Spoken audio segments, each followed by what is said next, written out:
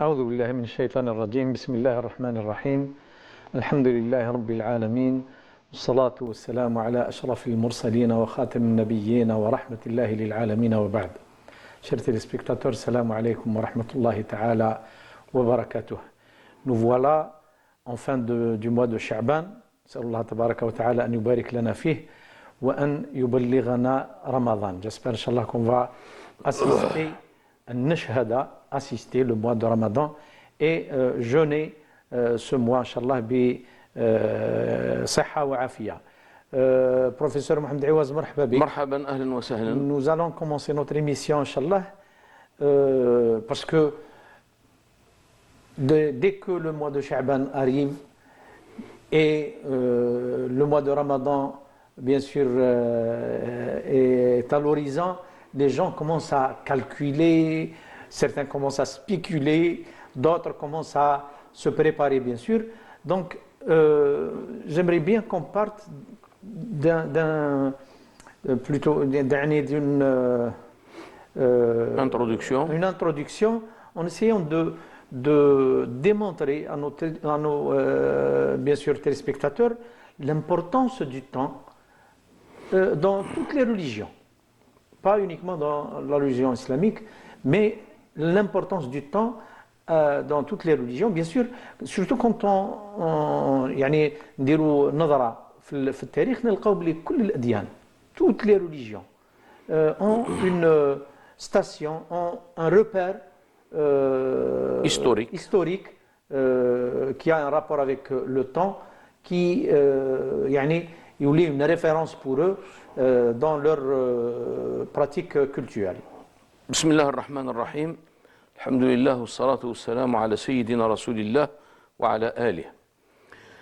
Pour commencer, je voudrais que le musulman comprenne que le discours prophétique n'exclut pas l'allusion à des phénomènes dits scientifiques dans le Coran, où même le prophète sallallahu alayhi wa sallam a fait allusion à certains de ces phénomènes. Et d'ailleurs, je voudrais juste évoquer que pour chaque religion, pour chaque civilisation, il y a des références qui sont en rapport direct avec des phénomènes cosmiques. Et c'est pour cette raison que pour déterminer, je dirais, le cycle d'une civilisation donnée, ou je dirais d'une religion donnée, on se réfère à ces phénomènes cosmiques. Parlons par exemple de la civilisation ou la religion hébraïque, on peut compter 13 000 ans, c'est-à-dire 13 siècles avant la naissance de Sidna Isa, Jésus-Christ alayhi salam. Pour l'évaluation grégorienne, elle est rattachée directement à la notion de la naissance. On évalue les choses en les situant avant la naissance du Christ, après la naissance du Christ. Before death, after death of Jesus. Ça veut dire قبل ميلاد المسيح وبعد ميلاد المسيح عليه السلام. Donc c'est en rapport direct avec, pas avec la personne seulement, en tant que... بالنسبة للتقويم العبري كذلك عنده علاقة بولادة سيدنا موسى. Exactement. De toute façon, il y a toujours un rapport et un lien étroit avec des choses qui vont au-delà de l'interprétation scientifique et historique. Et pour nous, les musulmans, nous avons par exemple le 7e siècle selon la chronologie grégorienne, donc après la naissance de Sidna Isa alayhi salam, il y a pratiquement 570 de l'ère chrétienne, on l'appelle comme ça, par rapport et par référence à la naissance de Isa alayhi salam. Donc 570, c'est la naissance du prophète sallallahu alayhi wa sallam. 610, c'est l'événement majeur qui est celui qui déclenche et qui initie tout ce qui se rapporte à la civilisation arabo-musulmane. Donc c'est la révélation. Ensuite, il y a je dirais, une 610, c'est la révélation. 623, 623 légers. 623 l'hégire, 632 de l'ère chrétienne, donc c'est la mort du prophète sallallahu alayhi wa sallam. Donc vous voyez que même ceux qui prétendent être des États laïques et que nous n'avons rien à voir avec la tradition et avec la religion. La religion, il y a ce principe qui fait défaut. Parce qu'on dit que déjà l'évaluation sur le plan du temps, elle est reliée à un événement direct. Ce n'est pas une relation qui est reliée à la personne de Sidna Isa alayhi salam seulement, parce que là, on doit aussi comprendre que la religion, ce n'est pas une invention humaine, comme le stipulent toutes les théories modernistes. On dit que l'homme a été émerveillé, d'autres disent il a été dans une situation de crainte et de frayeur par rapport au phénomène qui reflète la puissance dans la nature. Donc il s'est inventé à lui-même l'idée de Dieu et il s'est inventé une religion. Donc là, il faut relier la chose directement à cet événement majeur qui est présent dans toutes les civilisations humaines. Il y a une seule civilisation dans l'histoire qui a ignoré cela et qui est la civilisation moderne occidentale.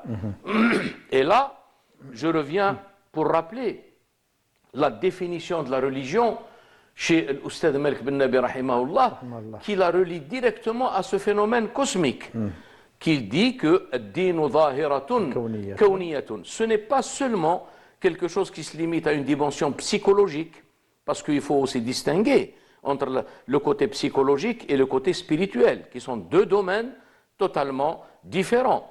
Et souvent, la pensée moderniste, elle fait une confusion entre ce qui est psychologique et ce qui est spirituel. L'Oustad Malik bin Nabi a dit que la religion est un phénomène cosmique, ad-dinu zahiratun kawniyatun, elle gouverne, elle gère, tatahakkamu fi fikri al-insani, elle gouverne la pensée de l'homme et sa civilisation de la même manière que كما تتحكم الجاذبية في الأشياء, la loi de l'attraction, à la manière de l'attraction qui gouverne et qui maîtrise et qui gère les phénomènes cosmiques. La religion également est un phénomène cosmique qui gouverne la pensée de l'homme et sa civilisation.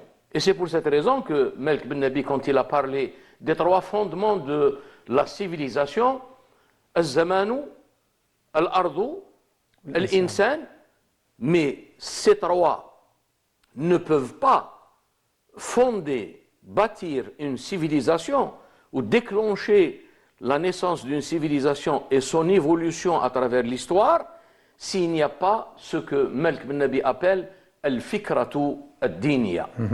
Professeur, il y avait un conflit perpétuel entre les hommes de la religion et les hommes politiques qui consistait à qui possède, qui gère, qui maîtrise le temps. Celui qui a cette capacité peut gérer tout ce qui suit. Alors, Malik bin Nabi, في العبارة تاعو بأنه الدين ظاهرة كونية تتحكم في الإنسان في فكره وفي حضارته. Ça veut dire comme si Malik bin Nabi nous donne le résultat que بمجيء النبي صلى الله عليه وسلم, avec l'avènement du prophète صلى الله عليه وسلم, il y a eu cette concordance, cette symbiose entre le religieux et le politique. Ça veut dire le conflit s'est arrêté. Il n'y a pas ce conflit perpétuel. Il doit y avoir une complémentarité. Permettez-moi, parce que j'ai omis de dire aussi que pour nous les musulmans, 622 de l'Hégire, c'est pratiquement c'est l'année numéro 1 du calendrier musulman. Et c'est pour cette raison que tout ce qui se rapporte à la pratique rituelle, au rite, à la détermination de certaines choses qui sont en rapport avec tahdid, l'idda, tout cela, mawaqit, l'ibadat, à l'exception de la prière, parce que la prière a été, je dirais, ordonnée à la Mecque. Donc là, il n'y avait pas encore l'hégire. Donc ce qui fait tout ce qui se rapporte à la prière était évalué par un calendrier, je dirais, solaire. Et tout ce qui suit après l'hégire, donc à partir de بعد ما بدا التشريع يعني بدات le la départ du codification. prophète sallallahu alayhi wa sallam en 622 de l'ère chrétienne à Médine, annonce le début de l'évaluation lunaire, donc le calendrier musulman. Et pourquoi? Parce qu'il y a un rapport entre le côté cosmique et le côté, je dirais, de ses pratiques. Hein? Donc il y a une nécessité de cette complémentarité et de cette interférence. ولو أن أهل القرى آمنوا واتقوا لفتحنا عليهم بركات من السماء. Donc il y a le domaine cosmique, عالم الشهادة, et il y a عالم الأنفس, le monde des âmes, et ce que le Coran appelle ayatul afaqi wa ayatul anfus. Donc il y a une interférence, il y a une interaction entre les deux. Et les pratiques religieuses ont un apport important. barakatu at-ta'abbudi wa barakatu التزام الشرائع الإلهية له علاقة وثيقة باستقرار الدورات الزمنية المختلفة من جهة عالم الشهادة. Voilà donc le lien. Ce lien n'existe pas dans l'attitude et la conception moderniste. Parce que pour eux, l'homme a commencé par les civilisations, je dirais, les plus ordinaires, الحضارات الساذجة ou l'insan al-bida'i, où l'homme, selon ses visions et ses conceptions, il expliquait les choses à travers quelque chose de, je dirais, de religieux, de légendaire, hein, de mythologique. Ensuite, on est arrivé avec l'évolution. C'est pour cette raison que les théories modernistes, anthropologiques, sont influencées par des idéologies, dont l'interprétation de l'histoire, et qui est en rapport direct avec la théorie de l'évolution chez Darwin. Donc ça veut dire que même la religion, c'est quelque chose qui évolue. Et à travers cette évolution, on est arrivé à ce que certains appellent l'époque scientifique, certains appellent, comme Auguste Comte, l'époque positiviste. Donc on n'a plus besoin de la religion. Et c'est pour cette raison que je dis que ces théories ont une finalité d'exclure tout ce qui est traditionnel, tout ce qui est spirituel, tout ce qui est religieux de la vie humaine. Et ce qui est remarquable, c'est que le discours prophétique a su joindre cette Justement, c'est ce qu'il faut comprendre. الخطاب النبوي وإن كان ليس خطابا علميا بالمعنى الحديث bien sûr. Voilà. وليس خطابا فلسفيا, n'est pas un discours philosophique, bien sûr. mais il inclut des allusions à des phénomènes et des lois scientifiques et à des approches philosophiques que les savants musulmans ont adoptées, comme Averroès, pour argumenter la doctrine et les questions doctrinales. Mais il dépasse cela également, le discours prophétique, pour aller au-delà, c'est-à-dire il inclut ce discours qui se rapporte au domaine métaphysique. Mais le Coran n'est ni, et les propos prophétiques ne sont ni des propos qui se rapportent à des phénomènes scientifiques directement, pour rentrer dans les détails, mais nous y reviendrons.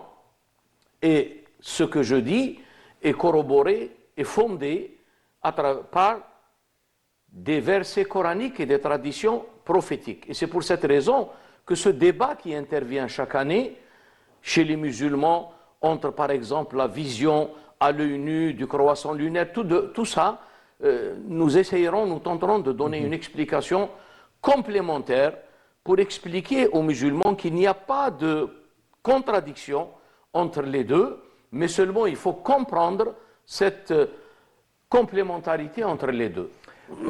Professeur, pour nous musulmans, bien sûr, Allah tabaraka wa ta'ala a juré par le temps. Oui. Ça, Voilà, ça nous donne pratiquement l'importance du temps chez le musulman et dans la religion musulmane. Allah tabaraka wa ta'ala aqsama bil-zaman. Le Nabi alayhi salatu wassalam, fi hajjat al-wada' nous a bien déterminé que le cycle du temps est revenu à sa première création. Oui. Inna az-zaman istadara wa 'ada kama khalaqa Allahu yawma khalaqa Allahu as-samawati wal ard. Bien sûr. Donc cette importance se remarque bien sûr surtout dans les pratiques, dans certaines pratiques culturelles, à savoir مثلا الزكاة, الصيام, الحج bien sûr. بعض المسائل ما ذكرت مثلا بعض منها العده تاع المراه المتوفى عنها زوجها، العده تاع المراه المطلقه، مده الرضاعه حولين كاملين سي بيان سور. بالنسبه للزكاه احنا داير حتى راه العاده عندنا انه والدينا مثلا يبداون الزكاه في محرم، يعني اللي يطول يبقى العاشوراء ويخرج العشور تاعو ويخرج الزكاه تاعو. دونك سي كيلكو شوز دو تري امبورطون. Ça gère notre quotidien, ça gère notre pratique religieuse. Comment est-ce que vous voyez que l'islam se distingue par rapport à d'autres religions plus? Vous savez, je pense qu'il faudra rappeler aussi le principe fondamental de notre émission qui s'articule sur le verset « Kitabun anzalnahu ilayka liyadabbaru ayatihi » un livre que nous avons fait descendre sur toi afin que les gens méditent sur ces versets et que les gens doués d'intelligence s'en rappellent. Donc, on revient au Coran. On t'interroge. Ils interrogent qui? Le prophète sallallahu alayhi wa sallam. Ils n'ont pas interrogé un astronome. Ils ont interrogé le prophète sallallahu alayhi wa sallam. Donc le discours prophétique, il n'exclut pas cette allusion à des phénomènes qui sont purement cosmiques, scientifiques, dans le sens de l'interprétation aujourd'hui, yani empirique, expérimentale. Yas'alunaka 'anil ahillah. Qul, dis, réponds-leur. Hiya mawaqitu lin-nasi wal-hajj. Donc, c'est une évaluation du temps et également pour déterminer les phases et le moment du pèlerinage. Donc, le pèlerinage, c'est une pratique certes rituelle, mais elle est en rapport direct avec ce phénomène qui est l'ahilla, la naissance du croissant lunaire qui annonce soit le début des mois du pèlerinage, bidayatu ashhuril hajji, et cette bidaya, ce début, il est bien avant Dhul Hijjah. Il est pratiquement après la fin du Ramadan. Donc le premier Shawwal, on est déjà dans les ashhuril hajj, en tant que miqat zamani, comme le stipulent les juristes et les fuqaha. Et donc là, يسألونك عن الأهلة قل هي مواقيت. C'est un moyen, c'est un critère d'évaluation du temps et le moment du pèlerinage. Je reviendrai également vers un autre verset qui est encore plus détaillé. Allah tabaraka wa ta'ala يقول هو الذي جعل الشمس ضياء والقمر نورا. Alors j'explique à nos spectateurs que déjà il est difficile de traduire avec la précision qui existe dans le verset coranique en arabe. Il y a une différence entre dhiya et nour. Déjà dans cette distinction, il y a une allusion à un phénomène astronomique que ne peut comprendre que les gens qui sont versés dans cette science. Alors parler de dhiya pour le soleil, clarté, et parler de lumière pour la Lune, il y a là quelque chose d'astronomique très précis. Ça veut dire que la Lune, qui est un espace, je dirais, obscur et rocailleux, Sahara, elle n'a pas de lumière propre à elle. Sa lumière, elle n'est que le reflet de la clarté du soleil. Voilà déjà au départ la distinction dans le verset هو الذي جعل الشمس ضياء والقمر نورا وقدره منازل. قدره revient à la lune parce que c'est un masculin et le soleil est un féminin. Donc قدره revient à la lune. وقدره منازل et il l'a évalué en degrés. قدره منازل. Pourquoi? Afin que vous connaissiez le nombre des années et le calcul. لتعلموا عدد السنين والحساب. إن في ذلك لآيات. Il y a dans ce... ما خلق الله ذلك إلا بالحق. Allah n'a créé cela comme toute vérité. Et ensuite il dit, il y a dans cela, il y a en cela des signes pour ceux qui savent. إن في ذلك لآيات لقوم يعلمون.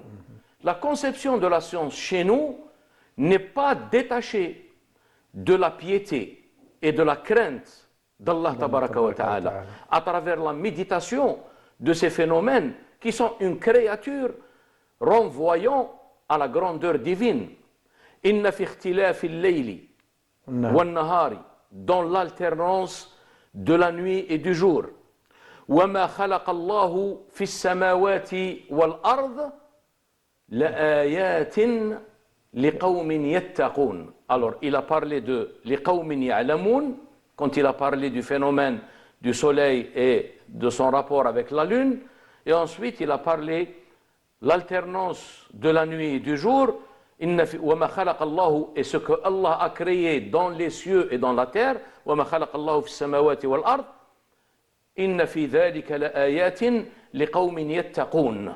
وفي آية لأولي الألباب. لأولي الألباب. Donc ça veut dire que le savant véritablement, parce qu'il y a une différence entre savant et scientifique. Il faut bien distinguer entre ces deux choses. Le savant, c'est celui qui ne se limite pas à la connaissance du phénomène scientifique. Il va au-delà. Il va au-delà dans le sens où cela procure en lui et l'appelle à la piété et à justement la considération de cette grandeur divine, al-azama al-ilahiyya.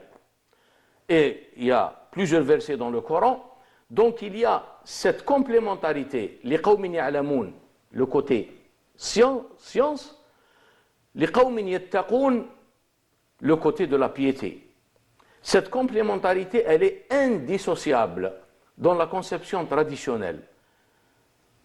C'est pour cette raison que dans le Coran, inna fi khalqi as-samawati wal ard wa ikhtilafi al-layli wan nahar la ayatin li ulil albab. Ce ne sont pas des signes pour tout le monde. Ou bien à la rigueur, ce sont des signes qui doivent être, je dirais, médités selon des degrés de connaissance différents. Et c'est pour cette raison, il y a dans la création des cieux et de la terre et l'alternance du jour et de la nuit des signes pour ceux qui sont doués d'intelligence. Donc, voici le lien, pour commencer dans cette introduction, le lien évident entre pratiquement cette vision qu'on peut appeler la conception globale et totale de la vision traditionnelle qui ne sépare pas عالم الغيب وعالم الشهادة, qui ne sépare pas le monde cosmique et le monde des âmes. Voilà. Je crois qu'on a un appel, professeur, de notre sœur Saliha de Lyon. Allô? Ah, je crois qu'on l'a perdu. Donc, la question de notre sœur Saliha était basée sur son, حالة صحية تاعها. Elle a un diabète, elle a un cancer, bien sûr, et elle se pose la question, est-ce qu'elle peut jeûner, bien sûr, ou bien Elle a une licence de ne pas elle est jeûner dispensée, bien sûr. et de donner en contrepartie un rachat, ce qu'on appelle la fidia, et qui est évalué peut-être, je pense que ça ne doit pas excéder les 5 ou les 6 euros par jour. Donc elle a le choix de les donner en nature, un repas, Ou bien, moyennant ce que elle consomme habituellement, ou bien en donnant la valeur en argent. Elle peut les donner en les répartissant par, je dirais par partie, première partie, deuxième partie, troisième partie, ou bien de les donner même au et début. durant tout le mois de Durant Ramadan. tout le mois de Si Ramadan, donne elle peut les donner. Chaque jour, elle, Exactement. elle donne Exactement. ce C'est en repas. fonction de ses disponibilités, si elle peut donner en nature, s'il y a un voisin, par exemple, qui est dans la nécessité, donc elle peut donner, ou bien elle donne l'équivalent. Comme j'ai dit, ça ne doit pas excéder les 6 euros par jour. Bien sûr, elle se pose la question de. Yani, la prière, elle fait sa prière en position assise. Exactement. Elle est un petit peu. Oui, oui, il n'y a elle pas de un problème. Donc elle peut le faire. Elle peut le faire sans aucun problème. وَمَا جَعَلَ عَلَيْكُمْ فِي الدِّينِ مِنْ حَرَجٍ. Il ne vous a imposé aucune gêne et aucune contrainte en matière de religion. Et c'est pour cette raison que il faut que les gens comprennent que ce n'est pas en multipliant les actes qu'on doit être plus proche d'Allah tabaraka wa ta'ala que d'autres. Mais il faut comprendre que celui qui respecte les licences d'Allah tabaraka wa ta'ala, ceux qui respectent al-rukhas, sont à la même, je dirais, au même degré que les gens qui sont en bonne santé et qui observent pratiquement d'une façon rigoureuse les prescriptions divines. Inna Allah yuhibbu an tu'ta rukhasahu kama yuhibbu an tu'ta azaimuh. Voilà. Seulement, il faut préciser, professeur, que quand on a la permission de faire la prière en position assise, il faut préciser que l'insan ne peut pas se prosterner. Oui, oui, oui. Et il a un problème avec ses genoux, il ne peut pas se prosterner. Ça veut dire qu'il peut se mettre debout et il peut faire le recours. Sans rentrer dans les détails, parce que je vois des gens qui se mettent debout et quand ils arrivent, par exemple, à la prosternation ou à l'inclinaison, à recours, ils le font en position assise. Moi, je dis en règle générale, selon ce qui convient à votre état de santé, à votre infirmité. C'est-à-dire si elle peut se mettre debout, يعني وهي تقرا القرآن الكريم وتركع هذو ديرهم عادي. Exactement. ديرهم عادي. Mais كي تلحق للسجود. Sauf qu'il faut distinguer entre la position d'inclinaison à recours et la position de prosternation à sujoud, en mettant une différence, c'est-à-dire dans le degré d'inclinaison entre les deux. Bien sûr. Professeur, le prophète sallallahu alayhi wa sallam, en appelant à guetter la naissance du croissant. Et il nous a demandé aussi, quand il y a en situation atmosphérique يعني يكون كاين ضباب ولا كذا النبي صلى الله عليه وسلم طلب منا ان نقدر ان نحسب ça veut dire il y a un appel prophétique à joindre les deux moyens le calcul et la vision à l'œil nu. Je crois que on aura l'occasion de s'étaler sur cette question dans la deuxième partie de notre émission, Inch'Allah, qu'on va reprendre après un petit moment, Inch'Allah. Salam alaikum.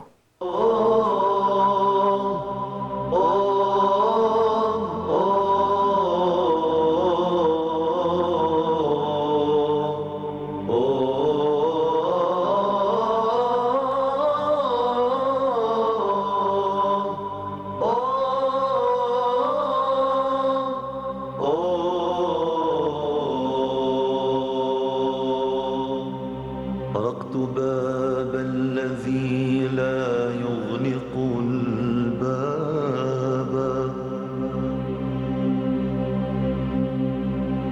طرقت باب الذي لا يغلق الباب ولا يرد عني الأعتاب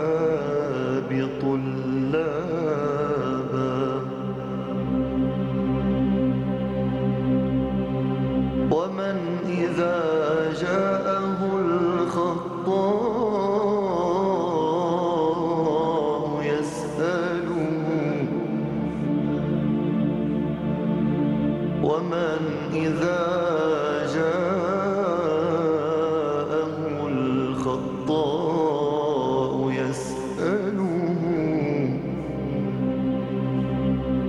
صفح الكريم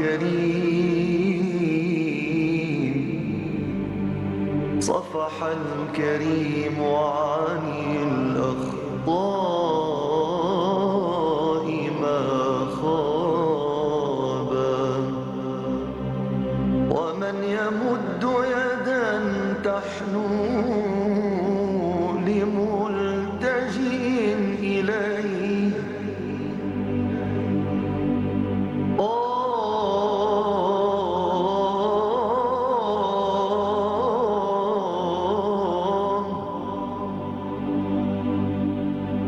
ومن يمد يدا تحنو لملتجئ إليه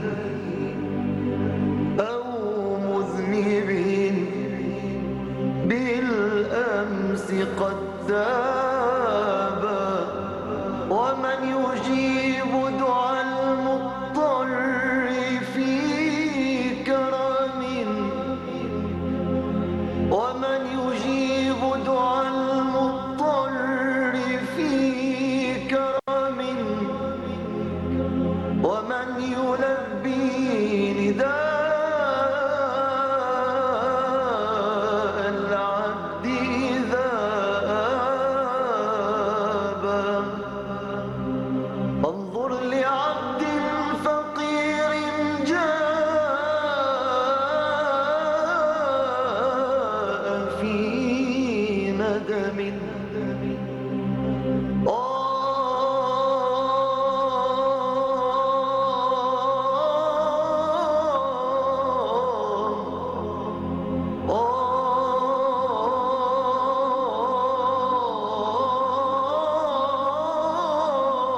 وانظر لعبد فقير جاء في ندم إليك يسكب دمع التوب منسابا إني عبدتك يا ربي على ثقة إني عبدتك يا ربي على ثقة. Salam alaikum wa rahmatullah, marhaba bikum dans cette deuxième partie de notre émission Avis religieux. Et je rappelle à nos téléspectateurs qu'on est en direct, bien sûr, et qu'ils peuvent nous appeler à tout moment pendant cette demi-heure qui reste. Donc, professeur, on revient à notre question. Le prophète sallallahu alayhi wa sallam a appelé à joindre le calcul et la vision à l'œil nu d'une manière générale, bien sûr. Bismillah ar-Rahman ar-Rahim. Alors, pour entamer cette deuxième partie de l'émission, il faut rappeler que l'une des caractéristiques du message divin, c'est la facilité. Et je rappelle que le mot facilité, al-yusr, a été évoqué dans les versets de Sourate al-Baqarah, me semble-t-il à partir du verset 185, qui évoque directement la pratique du jeûne. Yuridu Allahu bikumul yusra wa la yuridu bikum al-usr. Dieu veut pour vous la facilité, il ne veut pas pour vous la contrainte et les difficultés. Et donc c'est une caractéristique du message divin en entier, d'ailleurs même par rapport à la doctrine, qui, selon certains philosophes, doit être fondée sur une argumentation, sur la connaissance des preuves rationnelles. Le Coran nous dit, quand il parle d'Ibrahim alayhi salam, وَمَا جَعَلَ عَلَيْكُمْ فِي الدِّينِ مِنْ حَرَجٍ. Il ne vous a établi aucune gêne en matière de religion. C'est quoi? C'est la tradition de votre père Ibrahim. Millata abikum Ibrahim, c'est lui qui vous a désigné. Huwa sammakum al-muslimin min qablu wa fi hadha. Donc le rapport, vous le voyez, il est évident. Donc le prophète sallallahu alayhi wa sallam, quand il s'exprimait, il y a cette caractéristique qui apparaît pratiquement dans tous ses propos, dans toutes ses déclarations. Et lorsqu'il parle Soumu li ru'yatihi wa aftiru li ru'yatihi, d'abord aujourd'hui, la science approuve cette distinction. Pourquoi? Parce que quand on parle, et je parle sous le contrôle des données des hommes de ce domaine, Les astronomes. ulama al-falak, علماء الفلك. il y a une différence entre la jonction, الاقتران l'iqtiran, et la capacité ou la possibilité de visibilité, al-ru'ya, il y a 3 étapes jonction, naissance et visibilité, visibilité. vision. Donc, la jonction, al-iqtiran, qui, on le répète et on l'affirme sans aucune hésitation. Le calcul scientifique, il est d'une certitude irréprochable, incontestable. incontestable. Sauf que les gens ne comprennent pas lorsqu'il y a un calcul qui dit que le croissant est né, la jonction, l'iqtiran, a eu lieu à tel moment, il doit y avoir, selon les données des astronomes, au moins Au moins. 15 heures et 33 minutes pour que le Vision. croissant lunaire, pour que la vision, ru'ya, possible. soit possible. Donc, pour une loi qui se veut une loi de facilité, une voie qui exclut toute gêne, qui exclut toute contrainte, le prophète sallallahu alayhi wa sallam a évoqué la visibilité ou la capacité de vision. Sumu li ru'yatihi wa aftiru li ru'yatihi. Et c'est pour cette raison que les astronomes, ils disent que cette année, le croissant, la jonction aura lieu telle heure, mais la visibilité, elle n'est possible que dans certaines régions géographiques et il est impossible qu'elle soit visible ailleurs. Et là, interviennent les données de la jurisprudence. Selon l'école malikite, s'il y a une personne qui nous dit « j'ai vu le croissant » et que la science nous dit qu'il est impossible qu'il soit visible, pas qu'il est né, qu'il soit visible. أن يكون مرئيا ولا أن يكون قد ولد. هناك فرق دقيق جدا. فنقول له لا. ولكن تيسيرا على الأمة أولا la facilité, premièrement, et deuxièmement, vous imaginez aujourd'hui, si on dit par exemple aujourd'hui il y a les réseaux sociaux, il y a l'internet, il y a l'évolution de la technologie numérique, Il y a les moyens. on peut déterminer le moment de l'entrée, du moment de la prière à telle heure, donc ce n'est pas la peine de faire le adhan pour informer les gens. Voilà, on va se baser que sur les calculs. C'est un très bon exemple. Ça veut dire que on va enlever, on va vider. أنا ماشي بحجة On va إنه faire الآن عندنا une- الساعة Voilà. نحيو الأذان. Voilà, c'est pour cette raison qu'il y a des choses qui doivent être maintenues. Il faut qu'on comprenne cela. Il faut qu'il y ait لأنها أمور توقيفية. une manifestation sociale, une manifestation de la communauté شعيرة qui ولذلك تسمى exprime, شعيرة الأذان شعيرة. qui exprime son ravissement.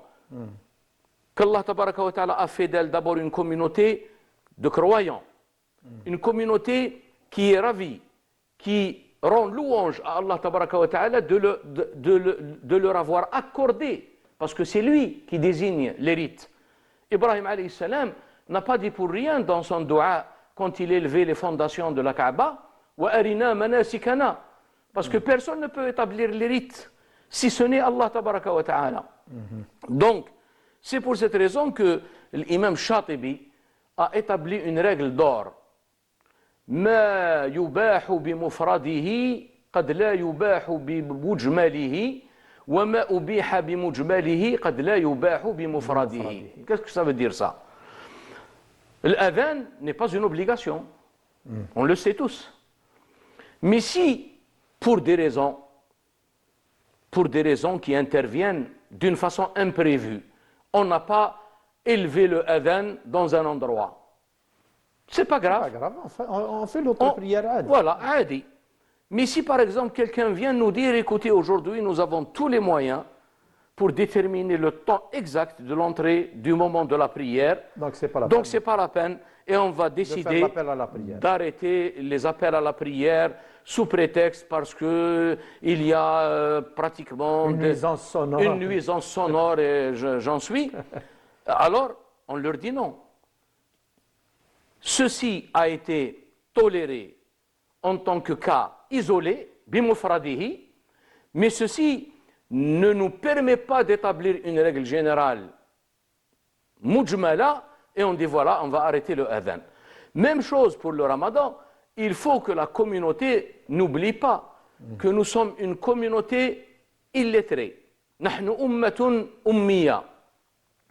C'est dans ce sens, pas dans le sens que comprennent beaucoup de gens à tort, en disant, vous voyez, l'islam, il est à l'encontre de l'évolution, de la science, des découvertes scientifiques. On leur dit non, mais vous n'avez pas compris le texte. Ça se rapporte à des choses qui sont en rapport avec cette caractéristique fondamentale. وَمَا جَعَلَ عَلَيْكُمْ فِي الدِّينِ مِنْ حَرَجٍ. Alors, il y a pratiquement cette joie qui est exprimée. Elle est une joie exprimée. Et cette joie, elle n'est pas quelque chose de mondain. هذا ليس أمرا دنيويا. Parce que la joie, le contentement, le farah, pas avec, en vertu de la grâce de Dieu, c'est quelque chose de recommandé. قُلْ بِفَضْلِ اللَّهِ وَبِرَحْمَتِهِ فَبِذَلِكَ فَلْيَفْرَحُوا. C'est un impératif. هُوَ خَيْرٌ مِمَّا يَجْمَعُونَ. Donc s'il y a les musulmans qui manifestent cette pratique de guetter le croissant lunaire, c'est d'abord par conformité au prophète sallallahu alayhi wa sallam qui a dit « Soumu li ru'yatihi wa aftiru li ru'yatihi ». Deuxième raison, c'est que la communauté dans le sens global ne sont pas tous des astronomes. Mais si un astronome nous dit que la visibilité elle est impossible dans cette région géographique, à ce moment-là, nous, on va revenir à la tradition qui nous a accordé cette marge.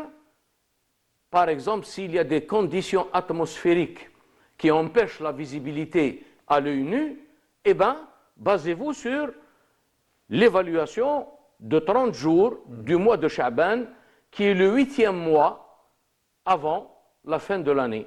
Le 8e, c'est Sha'ban, le 9e, c'est le Ramadan, et ensuite nous avons Shawwal, Dhul Qa'da et Dhul Hijjah, qui est le terme de l'année lunaire.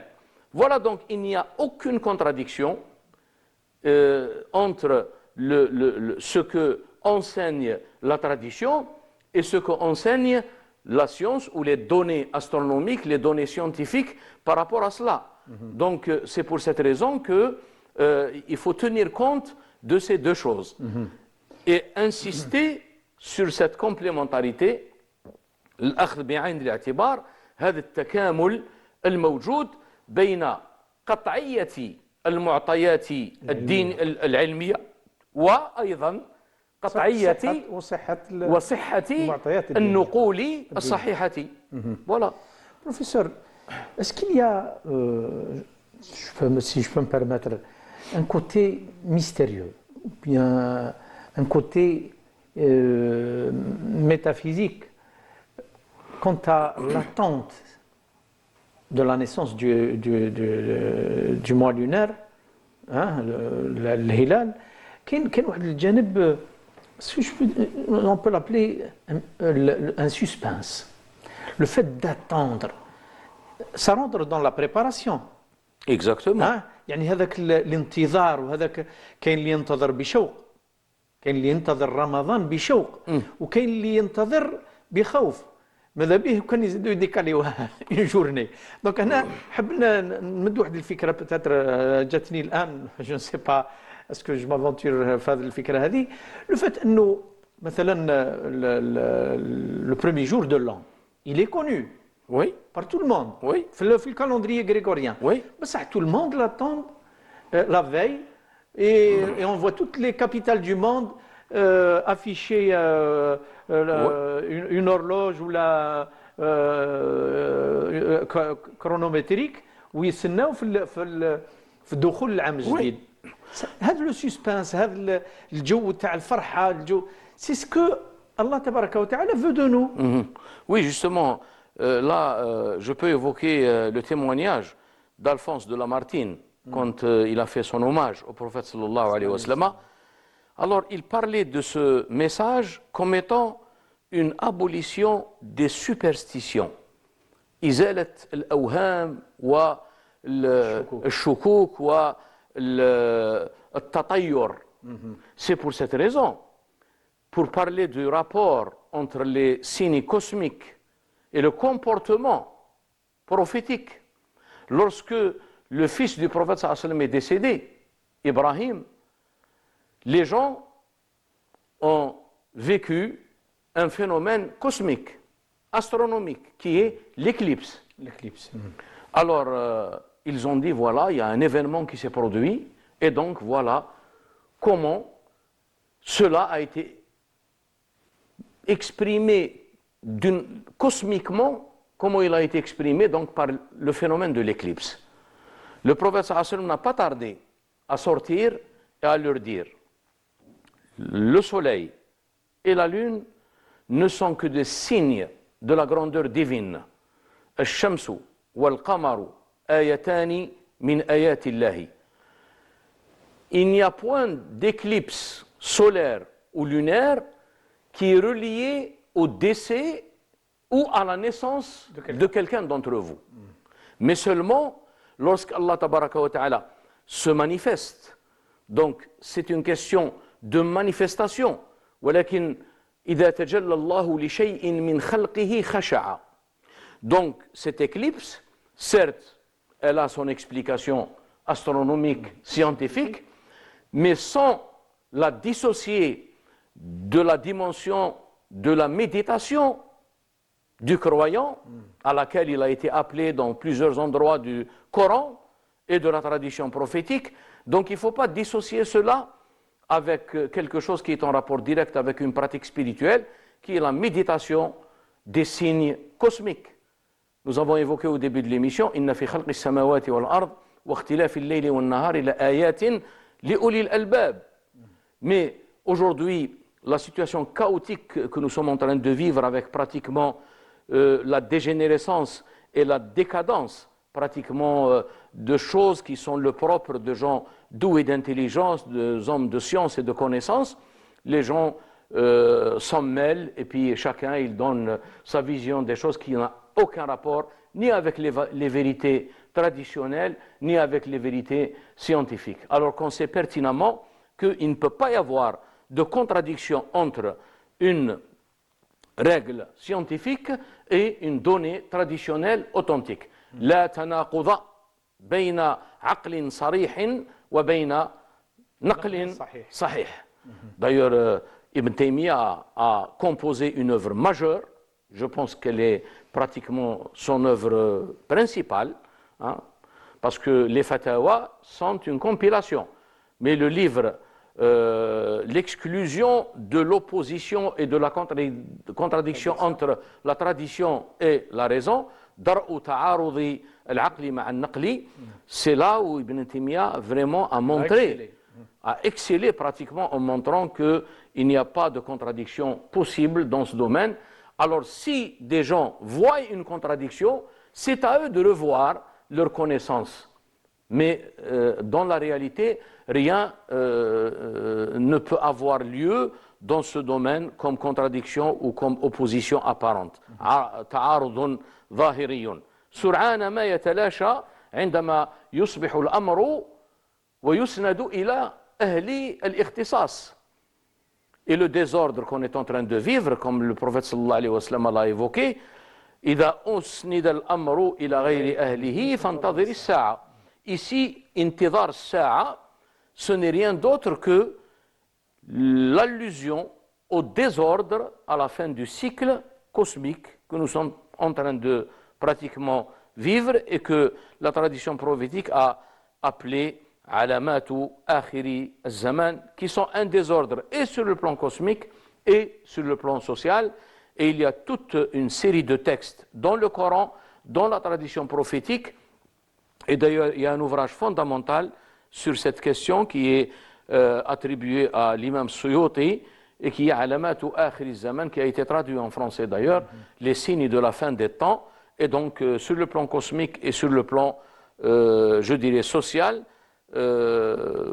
qui est pratiquement une référence dans ce domaine.